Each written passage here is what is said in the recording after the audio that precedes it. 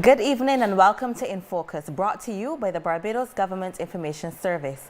I'm your host, Sharifa Medford-Gilkes, and it's a pleasure to have you join us once again for this timely and important national conversation. Tonight, we turn our attention to breaking barriers to full free movement. On October 1st of this year, Barbados, alongside Belize, Dominica, and St. Vincent and the Grenadines, launched enhanced cooperation in free movement. This is a major upgrade from the existing CARICOM Single Market and Economy, or CSME, and a major step in strengthening how our Caribbean people live, work, and move across the region. As CARICOM advances this transformative initiative, we're here to find out what it really means for citizens, governments, and the future of regional integration. We are honored to be joined by an exceptional panel of experts who have been working at the heart of this process. Barbados' Ambassador to CARICOM, Ambassador David Comissiong, Deputy Program Manager for Free Movement and Labor at the CARICOM Secretariat, Wanya, and Barbados' CSME focal point, Shennel Richards. Welcome and thank you for taking the time to be part of this discussion.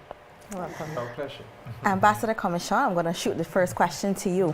Now, many citizens consider free movement to still be a concept more than a reality.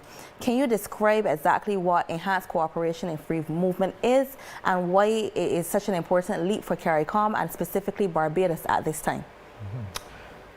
That's a powerful question. A lot packed into that question.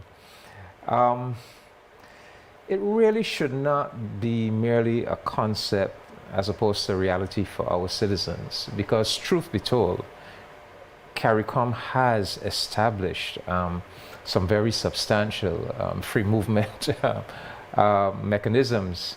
But I guess sometimes if people don't hear something promoted enough, they're not aware that it exists. So for example, I mean, we are here to talk about the full free movement regime that started on the 1st of October, involving 4 CARICOM member states, Barbados, Belize, St. Vincent and the Grenadines, and Dominica. However, there are other free movement regimes within CARICOM. There is, for example, the CARICOM Skills National Program. So the full free movement only applies at this point in time to 4, but the Skills Nationals movement applies to all 15 full member states, and that is where that's a movement regime based on persons possessing specified skills, and there are 12 categories of skills, and then there's a right of establishment program. But the big breakthrough was really the full free movement, because that is not tied to skills. You don't have to fit into any particular category. Once you are a citizen or national of the country, whether you are a worker, whether you're a retired person, an infant, it doesn't matter. You are entitled under that program. And so basically, you know, the full free movement is really supposed to apply to all full member states. However, when the question was posed at the last Heads of Government conference in Jamaica in July of this year, who is ready? Who is ready to go? 4 countries put up their hands. I mean, other countries said they're committed to it. In fact, virtually all of the countries, I think with the exception of Antigua and Haiti at this time, have said that they're committed, but that they're just not ready to go yet. So now, you may be a little bit surprised. So how come CARICOM permitted 4 to go ahead? Because in the past, that would have been impossible. In the past, everything in CARICOM at that level was based on the unanimity principle. Either everybody was going or nobody was going. However, a couple of years ago, CARICOM had the wisdom to recognize that by sticking so slavishly to that unanimity principle, it was holding back progress. And so we came up with an amendment to the treaty called the Protocol on Enhanced Cooperation. And what that protocol said was that where at least 3 member states are ready to move ahead with some initiative, some program that is within the parameters of the treaty, the revised Treaty of Chaguaramas, that those member states, even though the others might not be ready yet, those member states could apply to the full membership for permission to make a start, to go ahead. And once they get the permission, they can go ahead, they can implement, and then the others can join when they are ready. So this is exactly what happened. In fact, this full free movement regime is the first expression of that protocol on enhanced cooperation. So the four of us, Barbados, Belize, Dominica, St. Vincent, and the Grenadines, we are the pioneers. We are moving ahead with the blessing of all the other member states, and we are establishing a regime. We will perfect it, and presumably, hopefully, in the months and years ahead, the rest will all join us. Okay. Wanya, good night. Thank you for joining us tonight. From the Secretariat's perspective, what were the driving forces behind this initiative? Right, so it's important, Sharifa, and thanks for having us, the Community Secretariat, and thanks to the GIS. It's a wonderful program. I think it's important to look back at what the aspiration was of the community. And so you would see in Article 45, the aspiration is kept as the goal is total free movement. At that point in time, no deadline was set, but the community had always envisaged to have total free movement. At the same time, the decision was also taken to have that implemented in a managed approach. And I think Ambassador spoke to some of the work that has been happening, because you see in Article 46 of the treaty that we did implement a few categories of persons that could move under the skills regime. Right now it's 13. It started off with 5 in the treaty, Article 46 in the treaty, and then right now we have 13 categories. Most recently, heads agreed to also include aviation personnel. But it's also important to note that in 2005-2006, when we launched the CARICOM single market, extensive work was done to ensure that CARICOM nationals can provide the service in another jurisdiction as well as establish a business. And that is basically the tenets of what the CARICOM single market is, for persons to be able to do so. And so as Ambassador spoke to the fact that there has been movement in the community where there was clearly an indication that some member states were ready while others were not. The community agreed on a carve-out to allow for that movement to take place, even if other member states are not yet ready. So about 10, 12 years ago, I think that decision was taken to move towards an approach where we could allow for that carve-out to be in place, and that carve-out is now implemented under the Protocol for Enhanced Cooperation, which is basically, it came into effect this year, in March of this year, and so the free movement, the full free movement was possible because of that carve-out that was made out. It allowed the Secretariat, as the community's organ, to also advance particular areas for which there is no mass movement yet, but to allow for those member states, 3 or more, to be able to do so. And the expectation is that free movement is the first element that we're working on, but that there will be other areas under which member states may wish to advance while others are not yet ready. Okay, thank you for that. Shennel, good night. Barbados has been very active in CSME initiatives. What does this new approach mean for Barbados? Barbados, yeah. Well, thank you very much for having me. As the others would have said, this free movement really is not so much a new initiative. It's just something that we have been able to do now because of the enhanced cooperation. So I think for Barbados, this means an opportunity for businesses to have a wider pool of workers that they can choose from. It's an opportunity for Barbadians as well to be able to shift from working here in Barbados and go to any of the other CARICOM territories who are part of the full free movement. So it's an opportunity for us to be able to work together as a region and to strengthen the regional cooperation that we do have under the full free movement. And as the others would have said, this is just an advancement on what we already have with the the skills regime and the other regimes which we have existing. So it's just a new opportunity for us to move forward. Okay, what are some of the things that need to be ironed out, and are we politically and administratively prepared for full free movement? I throw this to the panel. We are very much prepared. Just to fill in the background. So the decision to implement, as Wanya said, when the Treaty of Chaguaramas was revised to create the revised treaty, which is what I'm holding here, it was put into Article 45 that we are all committed to the goal of free movement, to the goal.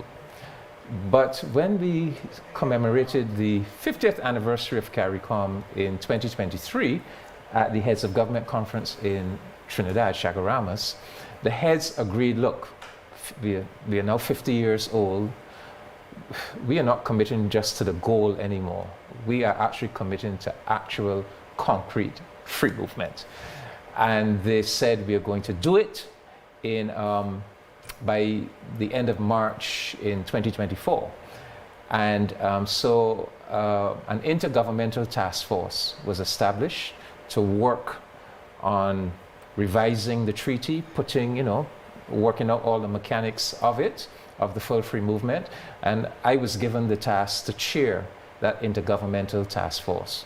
So we went to work, working assiduously, and we worked out all of the mechanics. We did the text to revise the treaty, and but we kept missing deadlines, and we kept missing deadlines because even after you do the technical work and you think you have it all pinned down, you will find one or two states begin to pick at what you're doing and to quibble over this and to quibble over that, and so. We found that time was running. Technical work had been done, but we hadn't implemented. And so it was, as I said, in July of this year, that the head said, look, we have been at this now since 2023, who is ready to go? And so, but we were only able to say who is ready to go because that intergovernmental task force had done all of the technical work. So the model of free movement that the 4 pioneering countries have implemented is really based on the technical work that intergovernmental task force had worked out. And once the 4 decided that they were going ahead on the 1st of October, we started meeting with each other. We started meeting internally in each country with our stakeholders. So, the stakeholders are immigration, labor, education, health, police, you name it. But the 4 countries also started meeting collectively, and collectively with stakeholders.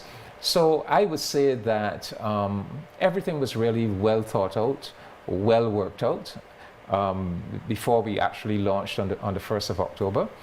I would say that if there's something still that we need to pin down, I would say, when a person moves, you're entitled to move with what we call tools of trade.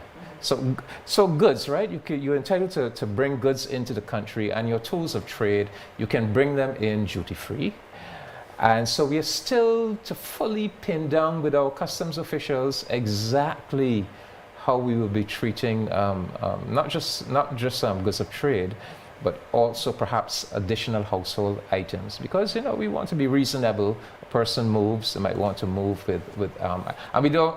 You can move, but with these items, but not be charged duties, custom duties when you enter the country.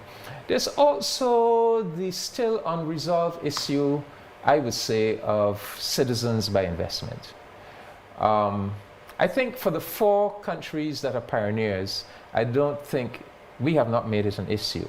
We have not made it an issue, but the revised treaty, when the revised Treaty of Chaguaramas talks about a national of a country, it does not include a citizen by investment.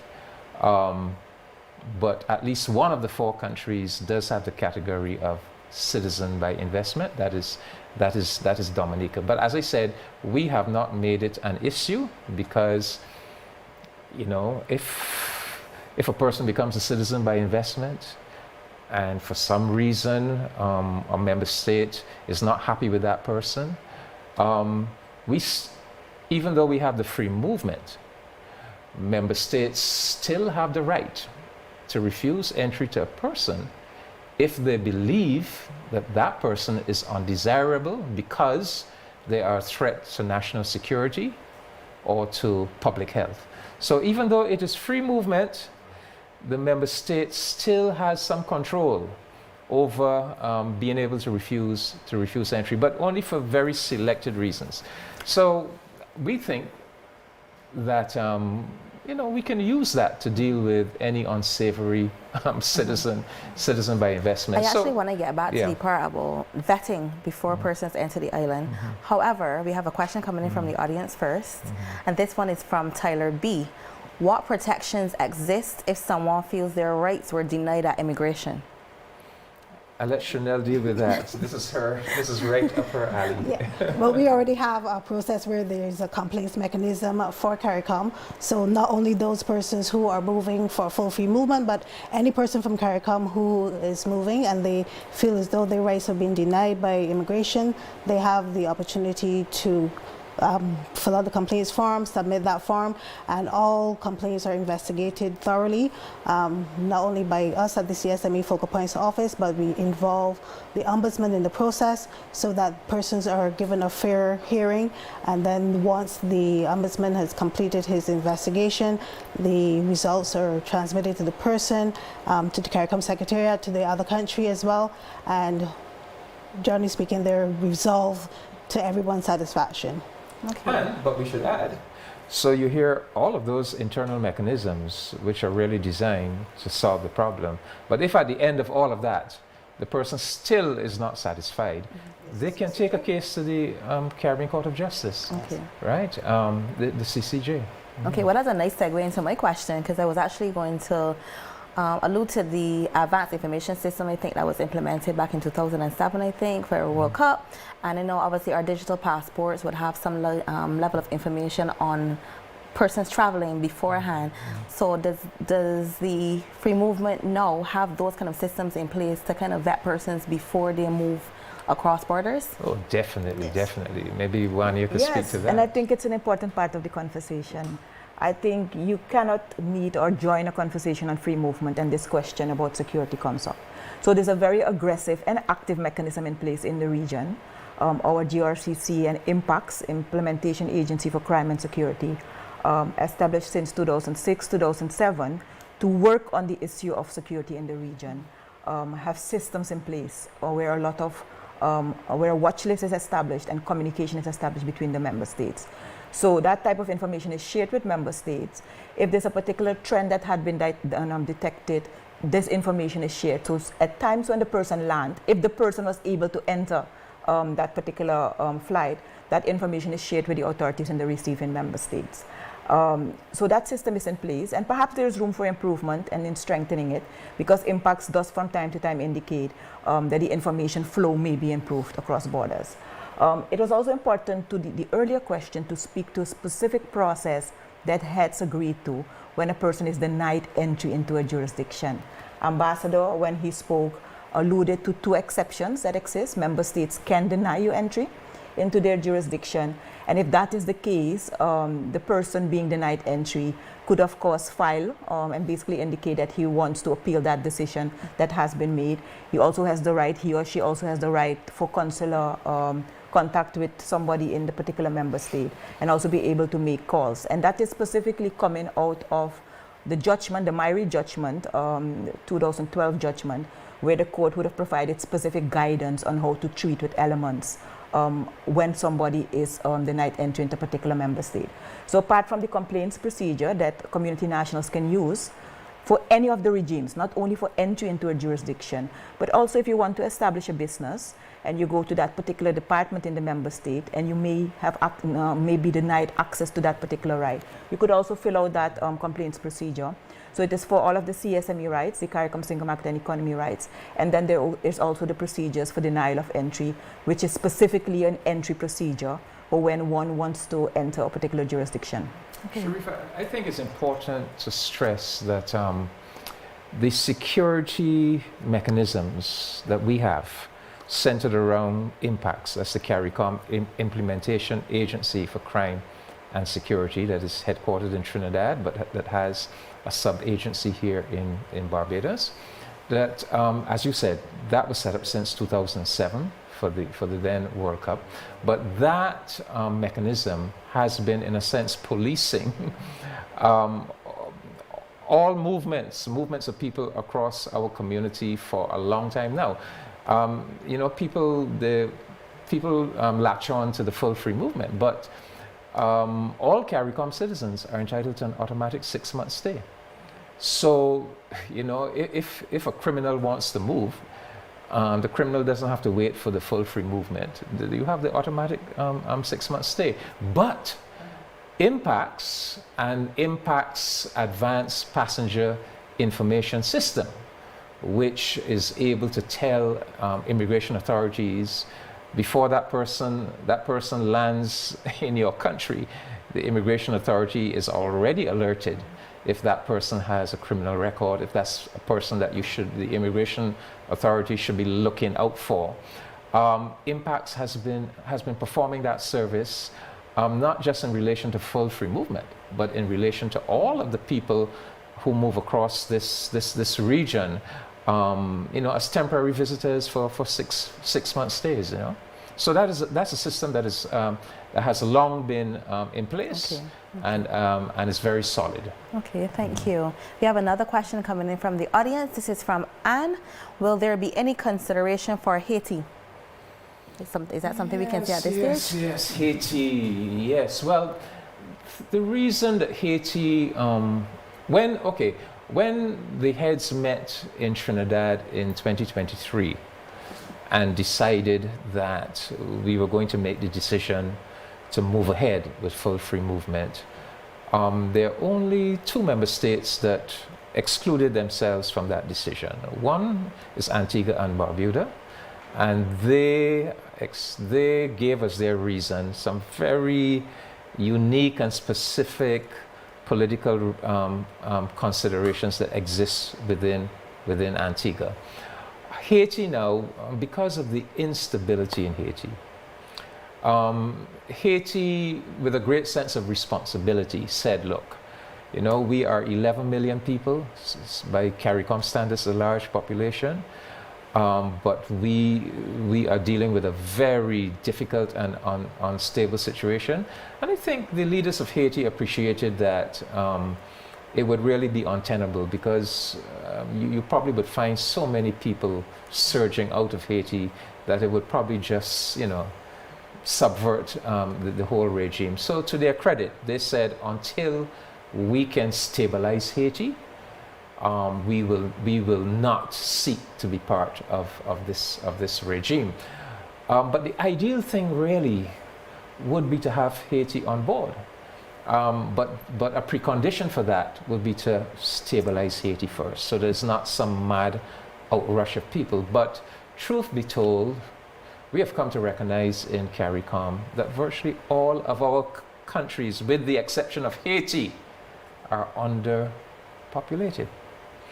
And all of us would probably benefit from an a controlled, measured infusion of especially relatively young, economically active citizens who can come in, who can become part of the workforce, who can work, who can pay taxes, pay national insurance, and basically help to keep our national system strong. Barbados in particular, I mean, Barbados, we have a very serious problem in Barbados, in that we have the demographic profile of a developed country. Our women having fewer and fewer children, our people living to older ages, and of course that's a good thing, but it brings with it certain strains. And Barbados, we have not been reproducing our population now since 1980. We really have a declining population. So we have the segment of our population that consists of the elderly and the pensioners is growing. The segment that consists of the relatively young, economically active people working, that is shrinking. And so we are having a problem now. If we don't solve it, how are we going to cater for the elderly segment? So Barbados would really benefit from some infusion of young, economically active citizens. And we trust that the full free movement will help somewhat with that problem. It will not solve it, but it is at least a step in the right direction. Okay. We have another question coming in from Richard. Greetings. Greetings to you too, Richard. Will there be any agricultural programs among the 4 nations? I think I could speak to that.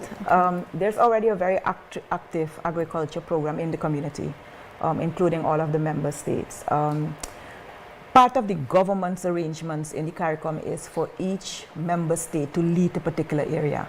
We refer to that work as part of the quasi-cabinet. So in this quasi-cabinet, Guyana is leading the work on agriculture. And they've been doing substantive work in terms of transforming the agriculture sector in the community.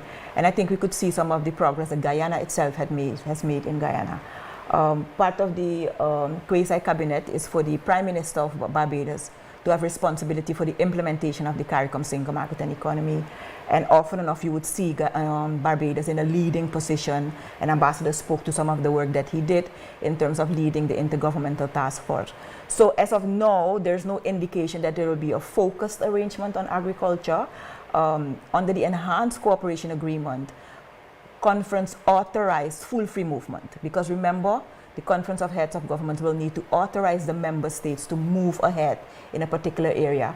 And agriculture was not part of that package. I'm not saying that it will not happen, but as of now, this has not been the case. But perhaps also there may not be a need, given that all of the member states have been participating very actively in the work that has been led by Guyana. What I would, just to add to what Wanya is saying, during the meetings of the four, Barbados, Belize, Dominica, and St. Vincent, as we met and worked out the mechanics of this full free movement regime, we discussed this very special relationship that we are creating among ourselves. Because truth be told, these 4 countries now have become the most kind of intimate partner countries. Think about it from a Barbados perspective. There's no other country whose citizens will be given the red carpet treatment like we are giving now to St. Vincent, Belize, and Dominica, and likewise that they're giving to us. These are the only countries whose citizens can walk into Barbados and have that red carpet rolled out and be accorded the privilege to work and live without the need for any permits, right? So we are creating a very special relationship between these 4. And what we said was that, look, we need to build on that relationship and help each other share strengths with each other. So, you know, where one country might be strong, let us build that relationship and so that we all rise together. And agriculture could be an area where we come together and do you know, that kind of sharing. Barbados right now is some interesting things are happening in Barbados. We have our government has just constructed the Barbados Institute of Food and Agriculture in St. Lucie. KFIL campus has just constructed an agricultural research park in Duke's St. Thomas, and government has just established a tissue culture lab, you know, to help. So the point I'm making is Barbados is pursuing a more science-driven approach to agriculture. So I could very well foresee, you know, in the months and years ahead, that the 4 countries will be sharing, whether it's in agriculture. Dominica they're just about to finish construction of a massive geothermal energy, green energy plant in Dominica. So this is the exciting thing about this, building these kind of relationships. We have another platform now to really come together and work together and share strengths and develop together. And ultimately that's what it's all about. Okay. Can I add? Yes. Can I also add, and perhaps it is important to note that as part of the skills regime, agriculture workers have been included. So remember that in the treaty, initially there were 5 categories of persons that could move. And right now, there are 13 categories of persons that could move. And agriculture workers and security guards were the categories that would have been added in 2018. And this basically allows all agriculture workers in 13 of the participating member states, 14 of the participating member states, to apply for a skills certificate, move to another jurisdiction, and work in that jurisdiction without the need for a work permit. And this is critical. I think when the skills regime started in late 1990s, going into the early 2000s, and even into the 2000s, there was a lot of criticism that it was an elitist regime. And so heads of government, starting in 2010, started to look at other areas for which there is a greater need for movement. And so household domestics were added in 2010, and in 2018 then we added private security officers as well as agriculture workers, and that is an important part of the movement that we have been seeing. A lot of persons have applied on the household domestics as well as private security officers, so there's clearly a need for persons to move in the community, and it is basically part of the need that the community had seen to allow agriculture workers to move from one jurisdiction to another jurisdiction. So it's an important part of the regional program in which 14 member states participate. It's important to indicate that 13 member states have signed onto the revised treaty. This is the document that Ambassador is also working with. And so 13 member states have signed the treaty. Montserrat has not signed the treaty, but was participating in elements of the CARICOM single market before the treaty, before the revised treaty came into being. So you would see that nationals of Montserrat are participating in elements of the CARICOM single market and economy. The Bahamas is not participating in the CARICOM single market and economy. And as such, in all that we discuss in relation to the free movement, outside of full free movement, we have 14 member states participating. Okay, thank you for that. And thank you all for your insightful opening perspectives. But we'll take a short break right now, and In Focus will continue right after this. So get your questions and comments ready, and we will be right back in just a moment.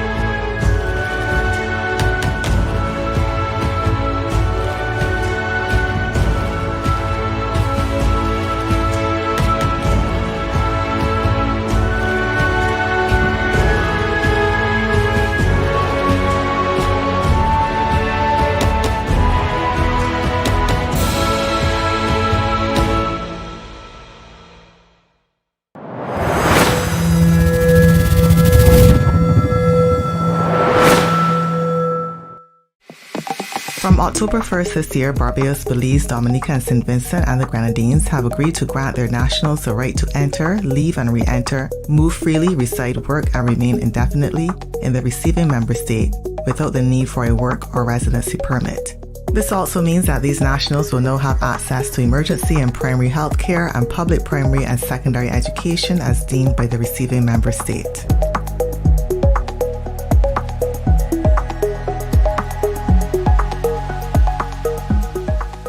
Welcome to Just a Conversation, the podcast where we discuss the topics that matter to you. From real stories to real talk, we dive into everything. No filters, no fluff. We're talking about the issues you actually care about. Finance, mental health, sports, entertainment, and so much more. It's not just talk. It's conversations that bring us together, challenge us, and keep it real. Don't have time to watch? No problem. Just turn on the video while you're cooking and we'll keep you company. Listen on your morning commute, while you work out at the gym, or even when you get home on evenings and chilling out. Wherever you are, however you listen, this is your space for real conversations. Join us.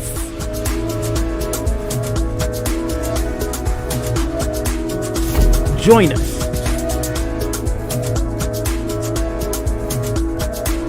Just a conversation. Available on all streaming platforms or wherever you get your podcasts. Follow us on social media at GIS Barbados to share your thoughts or to stay connected. Here's what you need to know if you're an incoming national under the full freedom of movement regime. Persons with a valid driver's license from any of the 4 participating member states, Barbados, Belize, Dominica, and St. Vincent and the Grenadines, will be entitled to use that driver's license in the host country until it expires. Furthermore, if an incoming national has a valid driver's license for a period of 6 months or more, he or she may apply to the Barbados Licensing Authority for said license to be transferred into a Barbados driver's license. Incoming nationals who do not possess a driver's license may get a valid driver's license by applying to the Barbados Licensing Authority, where the usual tests will be administered.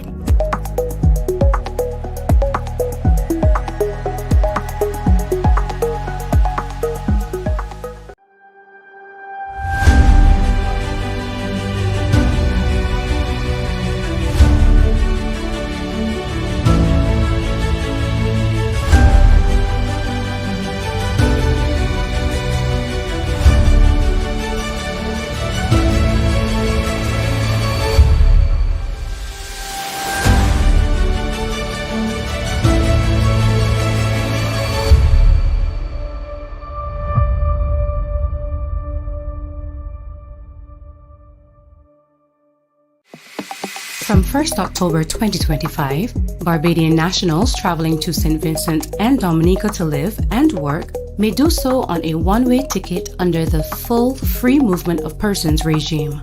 However, Barbadians traveling to Belize will still need a return ticket, no matter how long they intend to stay in Belize. You should also know that the host country is not under any obligation to provide housing for incoming nationals from CARICOM member states. So, any person who is traveling to a participating country with the intention of living indefinitely should ensure that they make their own proper housing arrangements.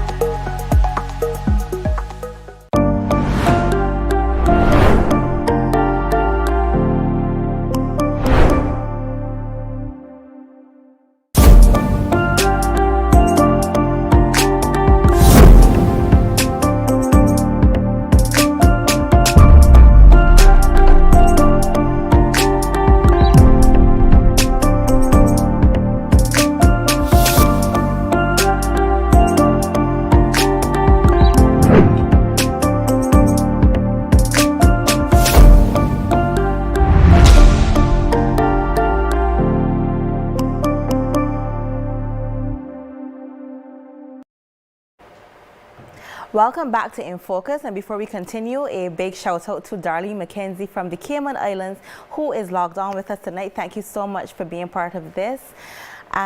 Before the break, we explored the foundations of enhanced cooperation in free movement, and now we dive deeper into what citizens can expect as these changes roll out across the region. We have a lot of questions coming in, so let's head to the first question.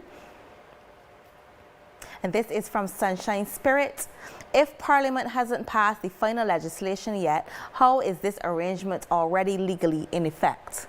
Parliament has passed the legislation. I think what the questioner might be referring to was when we started on the 1st of October, the legislation had not been passed then. But, you know, some people made a big thing out of this, but it was really making a mountain out of a molehill.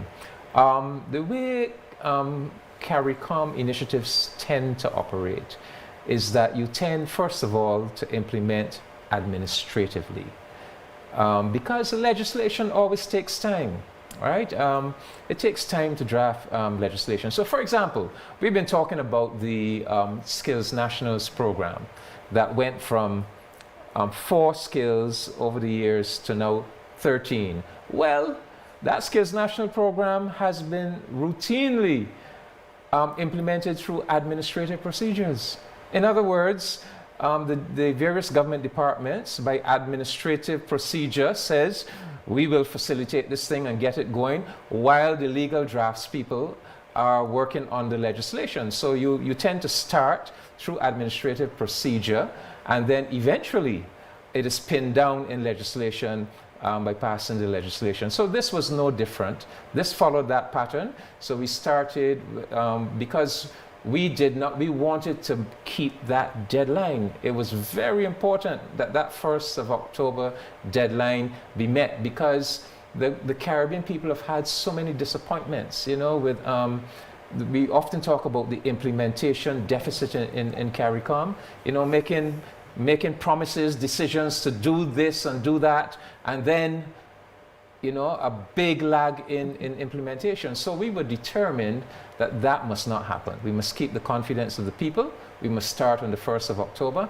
And if it meant that the legislation was not yet ready, well, we could go the route that we always do, implement administratively, and in the meantime, get the legislation ready. So the legislation was passed, I think, about 2 or 3 weeks after the 1st of October start. So it's all in place now. Okay, thank you. The next question is from Shelia M. I hope I pronounced your name right, Shelia. Are dependents like spouses, children, or elderly parents automatically included under this new regime? Yes. Shennel, let's hear from Shennel. No, that's part of the contingent rights which we've negotiated amongst each other. Your spouses, your children, and your dependents are automatically included for you to bring when you move. So they have the same rights as the principal person who's moving. Before you go on, break that down for me. So I want to move to St. Vincent and the Grenadines. I have my 3 kids, husband, fiance. What is it? Husband only or fiance? Okay, I have my family. What do? Do I just go to the airport, I book a ticket, go to the airport, Yes. hop on a plane, go to St. Vincent, and then what? And then you are allowed to move with your family, and you enter, you can look for work. If you already have a job, that's fine, that's even better. But you are then free to look for work in St. Vincent, Belize, or Dominica, and that's it. As soon as you...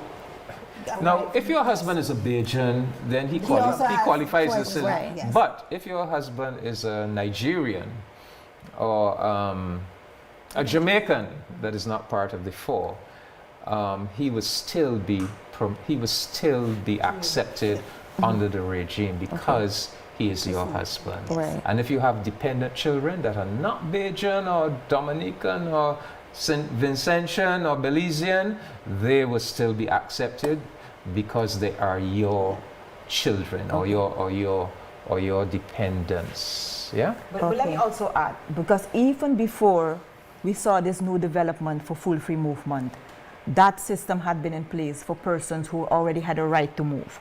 So if you were a skilled national with a skilled national certificate, you had a right to move with your family. So your spouse had a right to move with you and had a right to work as well, but you were also able to move with your dependent family members, your children. If there was a mother who was dependent on the family, the mother could also move. And that has been registered and included in the contingent rights protocol, because the community thought it useful to ensure that all of the different rights that had been granted to community nationals over time, to place it in one document, and that is the contingent rights document. So when we move to full free movement among these 4 member states, the reference is often to that protocol, and to ensure that the rights that have been identified in the protocol could also apply on the total free movement. Okay, good to know. Next question is coming in from Adrian. Migration is highly uncertain. Flows could be small or large depending on shocks, which are hurricanes, economic downturns, and crime. What scenario planning have the governments engaged in? I mean, we've looked at our migration governance indicators. We are doing the work to do our population. We've looked at the population policy. We've done the migration governance indicators. We're doing a migration policy for the region as well as nationally. So we have done the work to ensure that we know all the data. We have everything in place to ensure that this is not going to be a problem. Migration will be managed. I like this question. And I'm going to take the liberty to kind of expand on it a little bit. One of the challenges that we have been facing, and I'm not necessarily talking about the 1st of October because we have been able to collect the data for that movement, but in generally is data collection in the community.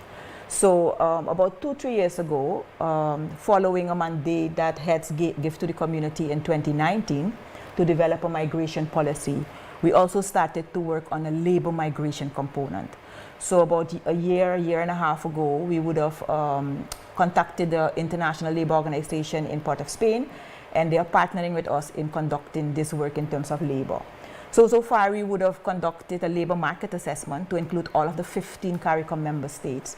And the findings of that assessment, even though not surprising or significant, I think a number of the things that we see coming out of that assessment should prioritize our heads. So in terms of the informal sector, it is huge in the community.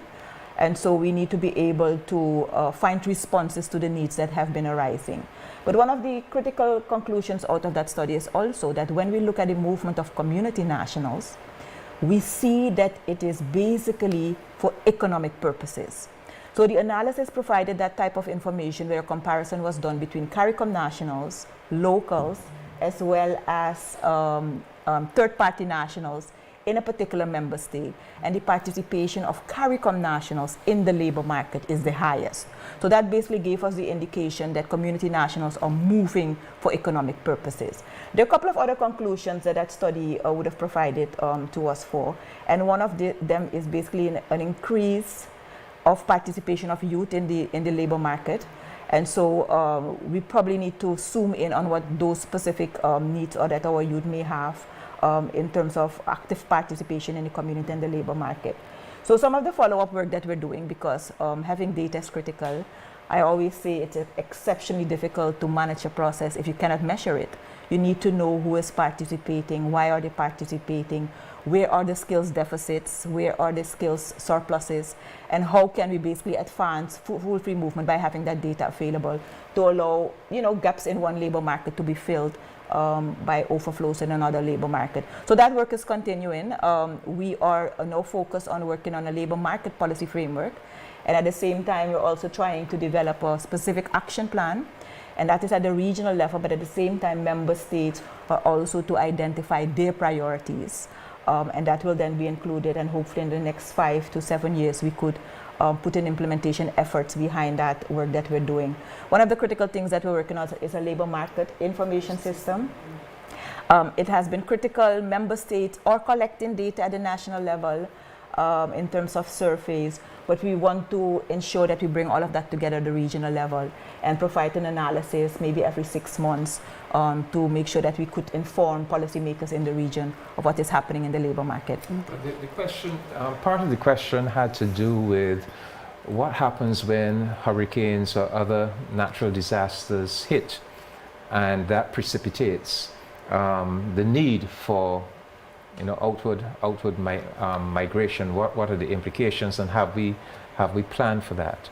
What I would say to the questioner is that is an area that obviously has come more to the fore, especially with climate change, and we are now facing these increasingly violent hurricanes. We see what just happened with Melissa, and we have had situations in the past. I mean, Barbados, when Dominica was devastated by Hurricane Maria some years ago, we took in a number of I guess we can call them climate refugees from Dominica, and some of those persons are still here today. They actually ended up making their home in Barbados. So what I would say is that the community as a whole, we are now going to have to do more serious planning about how do we respond to those kinds of disasters, and how do we factor in if large numbers of people have to move from one CARICOM member state to another to get refuge, and how do we manage that, and where do we find the resources. But just to let the questioner know that under the revised Treaty of Chaguaramas, there are provisions that if any particular program, even this full free movement program, if it causes intense negative and adverse consequences for a member state could could, in response to that, could apply certain restrictions, right? So just to be clear, I mean, the revised Treaty of Chaguaramas has built into it provisions where any member state whose fundamental rights are really being subverted, the government can can make adjustments and apply restrictions. But generally speaking, yes, to that questioner, this is work that we have to up the ante on and do the planning and find the resources to be able to respond to that kind of disaster. Thank you for each of your answers. We have another question from Nicole H. How will schools, hospitals, and polyclinics and other public services adjust if more families move here under free movement? I mean, we had a lot of discussion on this, you know. So I would like the questioner to be reassured that the ministries of education, health, we did extensive discussions across the 4 countries. We have made provision, but I think some of these concerns are really overstated. Take Barbados as an example. As I said, the number, I think I have the figure here, but over the last 20 years or so, 25 years, maybe 25 years, the number of live births in Barbados, maybe 30 years, has almost halved. The number of children being born in Barbados now per year is probably about half of what it was back in, let's say, 1990. Okay? So we have less children going into our primary and secondary schools in Barbados now than we did 30 years ago. Yet, we have the same number of schools, we have the same number of teachers. So this belief that we have this capacity constraint, the facts really don't bear that out, you see. So we were satisfied. When I say we, our educational authorities, our public health authorities, that we could manage this. We did not have capacity constraints. And we knew that there was not going to be any big flood deluge of numbers, you know. And we have statistics for the first 2 months of the free movement. Between 1st of October and 30th of November, 160 persons entered Barbados and registered for the free movement.